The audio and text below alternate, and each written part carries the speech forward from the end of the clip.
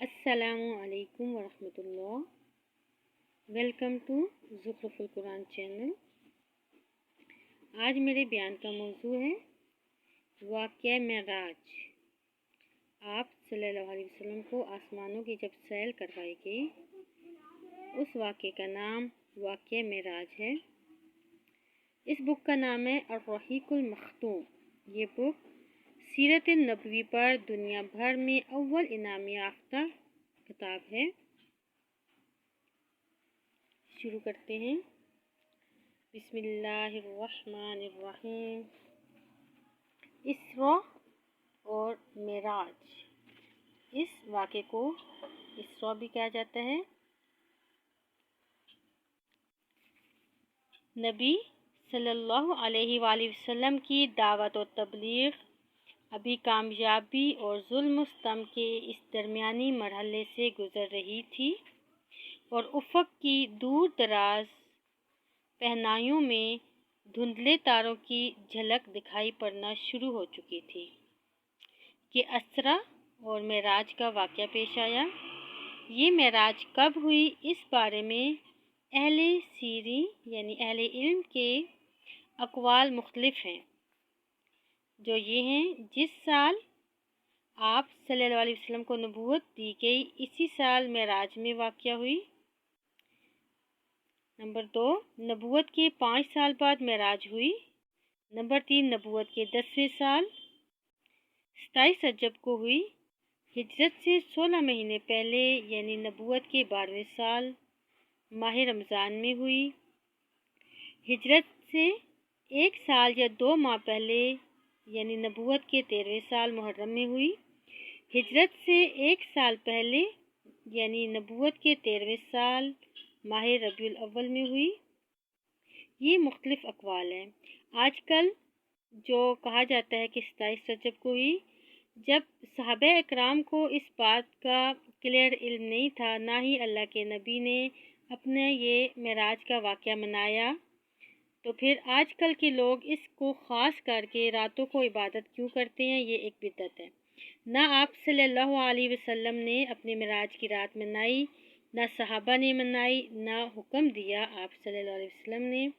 اس لیے کسی دن کو بغیر دلیل کے خاص کر لینا شریعت کے خلاف ہے، بدعت ہے۔ ہمارے لیے وہ احکام کافی ہیں جو اللہ تعالیٰ نے قرآن و سنت میں ہمارے لیے فرمائی ہیں، جو ہم نے کرنے ہیں۔ جو نہیں کہے وہ کرنا بدعت کہلاتا ہے، اور بدعت گمراہی ہے، اور گمراہی جہنم میں لے کے جاتی ہے۔ اب ان میں سے پہلے 3 اقوال اس لیے صحیح نہیں مانے جاتے کہ حضرت خدیجہ کی وفات نماز پنجگانہ فرض ہونے سے پہلے ہوئی تھی، اور اس پر سب کا اتفاق ہے کہ نماز پنجگانہ کی فرضیت معراج کی رات ہوئی۔ اس کا مطلب یہ ہے کہ حضرت خدیجہ رضی اللہ تعالی عنہا کی وفات معراج سے پہلے ہوئی تھی، اور معلوم ہے کہ حضرت خدیجہ کی وفات نبوت کے 10ویں سال ماہ رمضان میں ہوئی تھی، لہٰذا معراج کا زمانہ اس کے بعد کا ہوگا، اس سے پہلے کا نہیں۔ باقی رہے اخیر کے 3 اقوال، تو ان میں سے کسی کو کسی پر ترجیح دینے کے لیے کوئی دلیل نہ مل سکی۔ البتہ سورہ اسراء کے سیاق سے اندازہ ہوتا ہے کہ یہ واقعہ مکی زندگی کے بالکل آخری دور کا ہے۔ ائمہ حدیث نے اس واقعے کی جو تفصیل روایت کی ہے، ہم آگے اس کو بیان کرتے ہیں۔ ابن قیم لکھتے ہیں کہ صحیح قول کے مطابق رسول اللہ صلی اللہ علیہ وآلہ وسلم کو آپ صلی اللہ علیہ وسلم کے جسم مبارک سمیت براق پر سوار کر کے حضرت جبرائیل علیہ السلام کی معیت میں مسجد حرام سے بیت المقدس تک سیر کروائی گئی۔ پھر آپ نے وحی نزول فرمایا، انبیاء اکرام کی امامت فرماتے ہوئے نماز پڑھائی، اور براق کو مسجد کے دروازے کے حلقے سے باندھ دیا تھا۔ اس کے بعد اسی رات آپ صلی اللہ علیہ وآلہ وسلم کو بیت المقدس سے آسمان دنیا تک لے جایا گیا، یعنی کہ پہلے آسمان۔ حضرت جبرائیل علیہ السلام نے دروازہ کھلوایا، آپ صلی اللہ علیہ وسلم کے لیے دروازہ کھولا گیا۔ آپ صلی اللہ علیہ وآلہ وسلم نے وہاں انسانوں کے باپ حضرت آدم علیہ السلام کو دیکھا اور انہیں سلام کیا۔ انہوں نے آپ کو مرحبا کہا، سلام کا جواب دیا اور آپ کی نبوت کا اقرار کیا۔ اللہ نے آپ صلی اللہ علیہ وآلہ وسلم کو ان کے دائیں جانب سعادت مندوں کی روحیں اور بائیں جانب بدبختوں کی روحیں دکھلائیں۔ پھر آپ صلی اللہ علیہ وسلم کو دوسرے آسمان پر لے جایا گیا اور دروازہ کھلوایا گیا۔ آپ صلی اللہ علیہ وآلہ وسلم وہاں حضرت یحییٰ بن زکریا علیہ السلام اور حضرت عیسیٰ بن مریم علیہ السلام کو دیکھا۔ دونوں سے ملاقات کی اور سلام کیا۔ دونوں نے سلام کا جواب دیا، مبارکباد دی اور آپ کی نبوت کا اقرار کیا۔ پھر تیسرے آسمان پر لے جایا گیا۔ وہاں آپ صلی اللہ علیہ وآلہ وسلم نے حضرت یوسف علیہ السلام کو دیکھا اور سلام کیا۔ انہوں نے جواب دیا، مبارکباد دی اور آپ صلی اللہ علیہ وآلہ وسلم کی نبوت کا اقرار کیا۔ پھر چوتھے آسمان پر لے جایا گیا۔ وہاں آپ صلی اللہ علیہ وآلہ وسلم نے حضرت ادریس علیہ السلام کو دیکھا اور انہیں سلام کیا۔ انہوں نے جواب دیا، مرحبا کہا اور آپ صلی اللہ علیہ وآلہ وسلم کی نبوت کا اقرار کیا۔ پھر پانچویں آسمان پر لے جایا گیا۔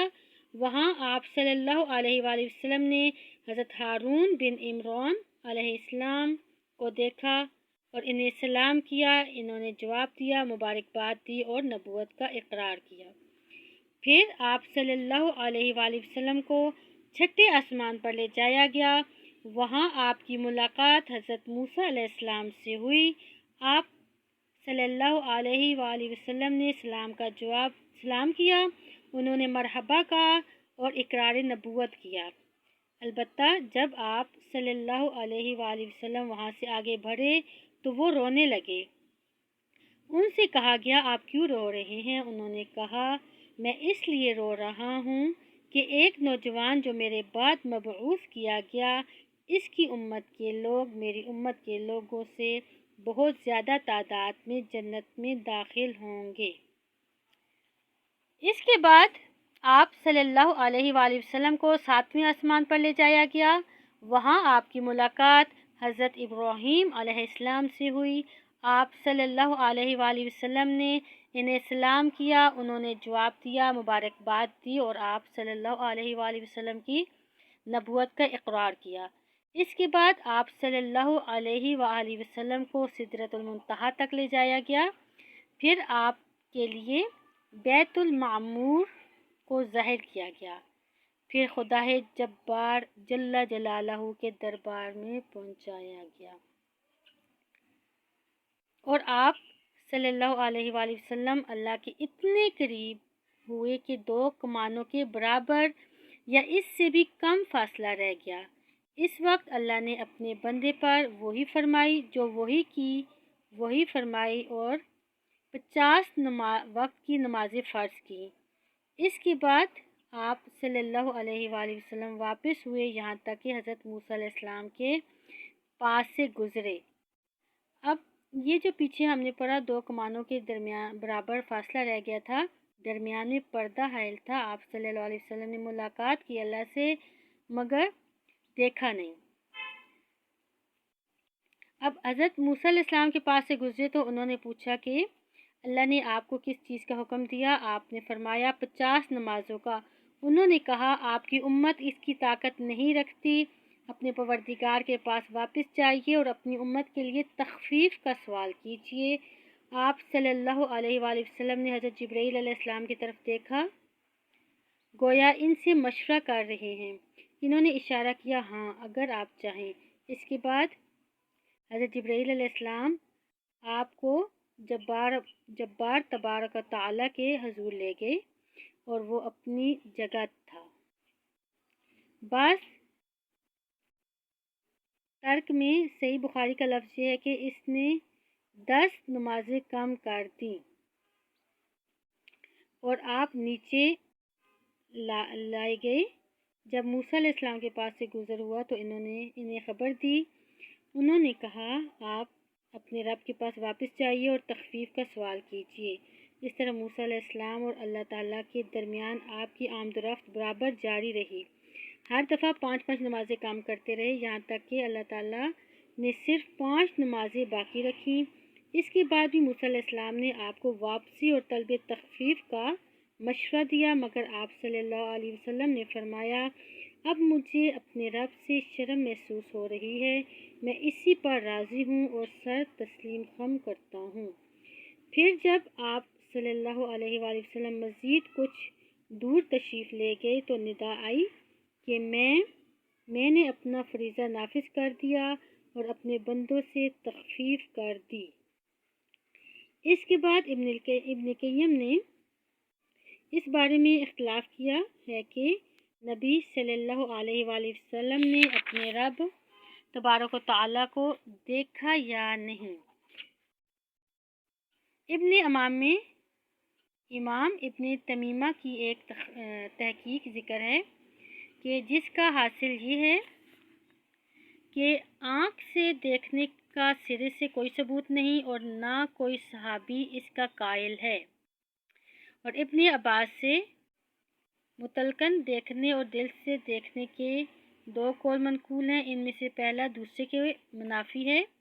اس کے بعد لکھتے ہیں کہ سورہ نجم میں اللہ تعالیٰ نے یہ اشارہ دیا، ثم دنا فتدلی، پھر وہ نزدیک آیا اور قریب تر ہو گیا۔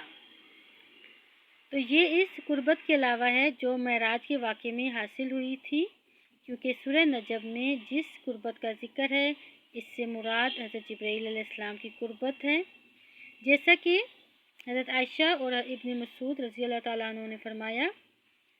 سیاق بھی اسی پر دلالت کرتے ہیں۔ اس کے برخلاف حدیث معراج میں جس قربت کا ذکر ہے اس کے بارے میں ہے کہ رب تبارک و تعالیٰ نے قربت تو تدلی تھی۔